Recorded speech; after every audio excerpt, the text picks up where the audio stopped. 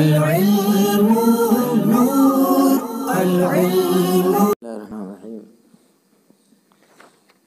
بات چل رہی تھی اس میں متمکن کے اعراب کے بارے میں. 5 طرح کے اسم کے بارے میں ہم نے پڑھ لیا تھا. 5 طرح کے اسم کا اعراب کیا ہوتا ہے.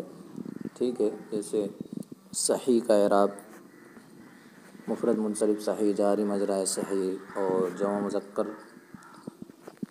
مکسر منصرف کا اعراب. ٹھیک ہے، اسی طرح جمع مؤنث سالم کا اعراب، اور 5ویں جو قسم تھی وہ تھا غیر منصرف کا اعراب. ان کا اعراب ہم نے پڑھ لیا تفصیل کے ساتھ، اور کچھ ضروری فوائد اس سے پہلے ہم نے پڑھے تھے. آج ہم اس سے آگے پڑھیں گے. 6ٹھی قسم پڑھیں گے. یہ اسماء ہیں، اسماء ستہ مکبرہ موحدہ. ٹھیک ہے، ایک ایک لفظ پہ غور کرنا. اسماء ستہ یعنی ستہ یعنی کہتے ہیں 6 کو. 6 ایسے اسماء جو مکبرہ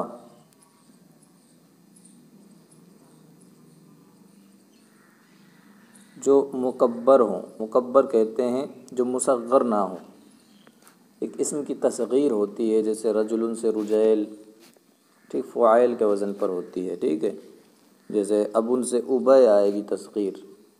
ٹھیک، جیسے قریش، یہ بھی تصغیر کا اسم ہے. ٹھیک ہے، تصغیر والا صیغہ ہے قریش، فاعل کے وزن پہ. ٹھیک، تو وہ مکبرہ ہوں. وہ 6 اسما کیا ہوں؟ مصغر نہ ہوں، تصغیر نہ ہو لائی گئی ہو ان کی، بلکہ وہ مصغر ہوں، مکبر ہوں.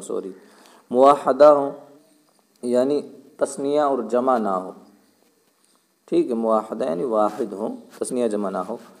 اور ایک اور جو مضاف ہوں یا متکلم کے علاوہ کی طرف. ایک شرط یہ ہے کہ وہ مضاف ہوں یا متکلم کے علاوہ کی طرف. یا کی طرف مضاف نہیں ہونی چاہیے، نہیں تو پھر اعراب الگ آئے گا اس کا، یا کی طرف جب مضاف ہوں گے. ٹھیک ہے، تو یہ کچھ شرطوں کے ساتھ اسماء ستہ. اب اس میں شرطیں کس کی ہیں؟ مکبرہ 1، موحدہ 2، اور جو مضاف ہوں یا متکلم کے علاوہ کی طرف. یہ اسماء ستہ میں 3 شرطیں ہوں گی، تب ان کا یہ اعراب آئے گا جو ابھی آئیں گے. ٹھیک ہے، مکبرہ ہم نے بتا دیا جس کی تصغیر نہ ہو، یعنی تصغیر کے ساتھ نہ ہو وہ اسم. موحدہ یعنی واحد ہو، تثنیہ اور جمع نہ ہو، اور جو مضاف ہو یا متکلم کے علاوہ کی طرف. ٹھیک، مکبرہ مصغرہ ہوں گے تو پھر الگ اعراب آ جائے گا. ٹھیک ہے، اور تثنیہ و جمع ہوں گے تو پھر ان کا اعراب آگے آئے گا، اور یا متکلم کی طرف مضاف ہوں گے تو پھر اس کا اعراب پھر الگ ہوگا. لیکن یہ شرطیں ہوں گی تب یہ اعراب آئے گا جو ابھی آگے ہم بتانے والے ہیں. ٹھیک، وہ یہ ہیں، یہ 6 اسماء ہیں جو ہم نے لکھ دیے ہیں. ابن، اخن، ہمن، ہنن، فمن، ذو مال. ٹھیک، یہ 6 اسماء ہیں. ان کا اعراب آپ دیکھیں کیا ہے. ان کا اعراب رفعی حالت میں واو کے ساتھ ہو. حالت رفعی میں واو کے ساتھ ہے. ہم نے بتایا تو شروع میں کہ اعراب 2 طرح کا ہوتا ہے، اعراب بالحرف اور اعراب بالحرکت. اعراب بالحرکت کی بحث یہ پورے اوپر گزر چکی ہے. حالت رفعی میں کہیں ضمہ آ رہا تھا، کہیں حالت نصبی میں زیر آ رہا تھا، کہیں زبر آ رہا تھا، وغیرہ وغیرہ، فتحہ کسرہ وغیرہ یہ آ رہے تھے. اب اعراب بالحرکت تو ختم ہو گیا، اب اعراب بالحروف شروع ہو رہے ہیں. ٹھیک ہے، وہ یہ ہے. ان کا اعراب یعنی اسماء ستہ کا اعراب ہے حالت رفعی میں واو کے ساتھ. جیسے جاءنی ابوک. اب ایک اب لے لیا ہم نے لفظ ابوک، ابو کا. اب دیکھو یہ اب لفظ ہے جو یہ موحدہ ہے، واحد ہے، جمع نہیں ہے. دوسری بات، اور مصغر نہیں ہے، مکبر ہے. ٹھیک، مصغر تو ابے ہوتا. ٹھیک، اور تیسری بات ہے مضاف ہے، قاف کی طرف مضاف ہے، قاف ضمیر کی طرف، یا کی طرف مضاف نہیں ہے، یا ضمیر کی طرف یا متکلم کی طرف مضاف نہیں ہے. تو یہ شرطیں پائی گئی، اس لیے حالت رفعی میں کیا آئے گا؟ واو کے ساتھ، جاءنی ابوک.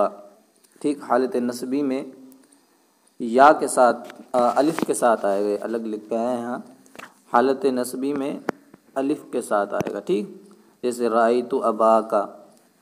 وہ حالت جری میں کسرے کے ساتھ آئے گا، جیسے کسرے کے ساتھ نہیں، یا کے ساتھ آئے گا. حالت جری میں یا کے ساتھ، جیسے مررت بابیک. تو یہ اس کا اعراب ہو گیا. ٹھیک، 3 حالتیں بتا دی. حالت رفعی میں واو کے ساتھ، حالت نصبی میں الف کے ساتھ، اور حالت جری میں یا کے ساتھ. تو یہ اس کا اعراب ہوگا، جیسے مررت بابیک. ٹھیک، اسی طرح سب کی مثال لے سکتے ہیں، جیسے اک کو لے لو، رائت جانی اخو کا، حالت نسبی میں رائت اخی کا، حالت اخا کا، حالت جری میں مررت باخیک، اس طرح سب کو لے سکتے ہیں ٹھیک۔ اور یہ لفظ ذو ہے جو اس کا معنی ہوتا ہے ذو مال، مال والا، تو جیسے اس کا ہم بولیں گے جاءنی ذو مال، رأیت ذا مال، مررت بذی مال، تو اس طرح اس کی پریکٹس کی جا سکتی ہے ٹھیک۔ تو یہ اس کا اعراب ہو گیا اسماء ستہ کا۔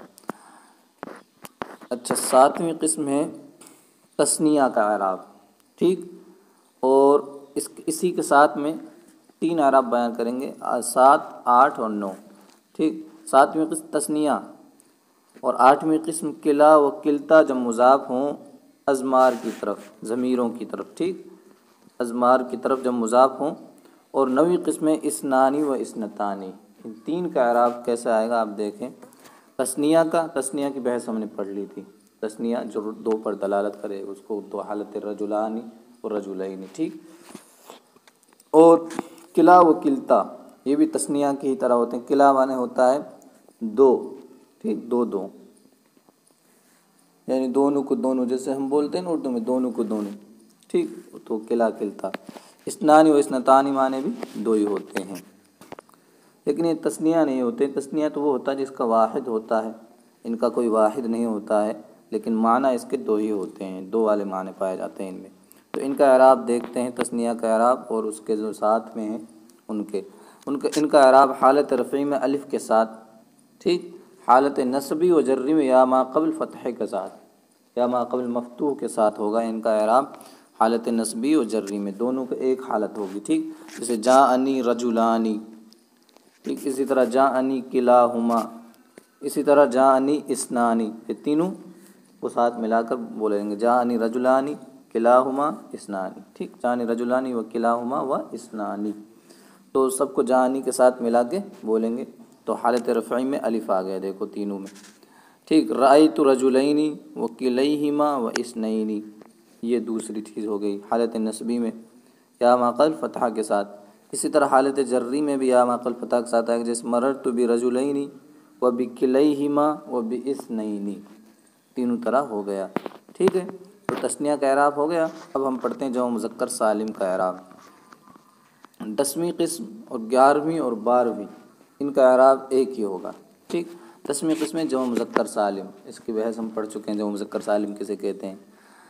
11ویں قسم ہے 20 تا 90، یہ دہائیاں ہوتی ہیں نا، جیسے 10 کے علاوہ دیکھتے ہیں 20، 30، 40، 50، 60، 70، 80، 90 یہاں تک، تو 20 معنی 20 اور 90 معنی 90، تو 20 تا 90، 20، 30، 40، 50، 60، 70، 80، اسی طرح 90، یہ جو دہائیاں ہیں ان کا اعراب۔ اور لفظ الو معنی ہوتا ہے الو مال، وہی مال والے، یہ زو کی جمع لگا لو اس کو ٹھیک، زو معنی مال والا، زو مال، الو معنی مال والے، یہ جمع کے لیے استعمال ہوگا ٹھیک۔ ان کا اعراب دیکھتے ہیں، حالت رفعی میں واو کے ساتھ، واو ما قبل مضموم ہوتا ہے تو واو کے ساتھ ٹھیک، حالت نصبی و جری میں یا ما قبل مکسور کے ساتھ، جیسے جاءنی مسلمون ٹھیک، دیکھو واو آیا، مسلمون، نون تو جو ہے نون اینڈ میں جو آتا ہے جمع کے، یہ تو جمع کا نون ہوتا ہے، یہ اعراب نہیں ہوتا ہے اس کا، اعراب واو کے ساتھ ہے اس کا۔ اسی طرح وعشرون وَأُولُو مَالٍ ٹھیک، یہ تینوں طرح سے ہوگا، جانی مسلمون، جانی 20، یہ 20 رجلاً آگے لگا دیں گے یعنی 20 آدمی آئے، وَأُولُو مَالٍ ٹھیک، جانی اولو مالٍ۔ دوسری مثال دیکھتے ہیں حالت نسبی والی، رأیت مسلمین و20 وَأُولِي مَالٍ، یہ ہوگی حالت نسبی والی مثال۔ حالت جری والی دیکھتے ہیں، مررت بمسلمین و20 وَأُولِي مَالٍ۔ اوکے، اب آگے دیکھتے ہیں ہم 13ویں قسم کا اسم دیکھتے ہیں، 13ویں طرح کا قسم اسم مقصور۔